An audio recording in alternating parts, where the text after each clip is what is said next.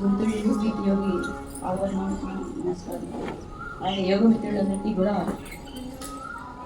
నా అభినందనలు. ఈరోజు వెంకటేశ్వర యోగా సేవా కేంద్రం మంగళగిరి ముఖ్యంగా స్టార్ట్ అవ్వడం జరిగింది. దానికి స్టార్ట్ చేసిన వాళ్ళు వెంకటేశ్వర యోగి గురించి. ఆయన నిస్వార్థ సేవ ప్రతీక, నిస్వార్థమైన సేవ ప్రతీక. అలాగే ఆరోగ్య పదార్థాలు కూడా వచ్చినాం.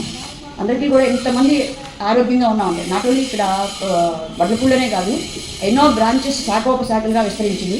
అంతేకాకుండా ఆయన విశేషం ఏంటంటే ఆయన సెలెక్ట్ చేసిన శిష్యులందరూ కూడా కీర్తి యోగి మాతాజీ కానీ, అలాగే మంగళగిరి నుంచి వచ్చారు ఆయన యథాశక్తి యోగి కానీ, అలాంటి శిష్యబృందం అన్నమాట. మంచి అందరూ కూడా వజ్రాలు.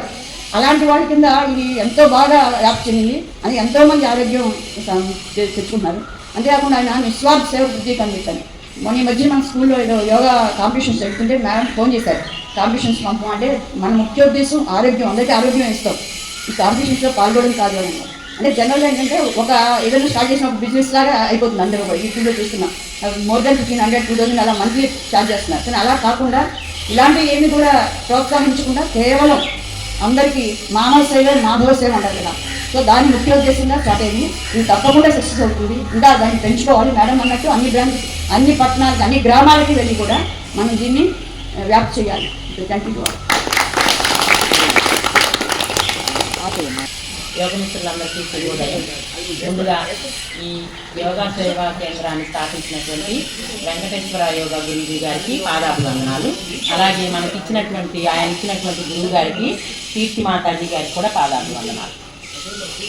ఈ 32వ సంవత్సరం కంప్లీట్ చేసుకొని 33వ సంవత్సరానికి అడుగు పెడుతున్నందుకు మనం చాలా ఆనందపడాలి. అలాగే ఇక్కడ మనకిచ్చినటువంటి గురువులు అంటే మనకు గురువు మాతాజీ గారు, అలాగే మన ఆంధ్రప్రదేశ్లో ప్రతి డిస్టిక్కి మంగళగిరి నుంచి ఎంతమంది గురువుల్ని ఆయన సాధకులుగా చేసి మనకిచ్చారు.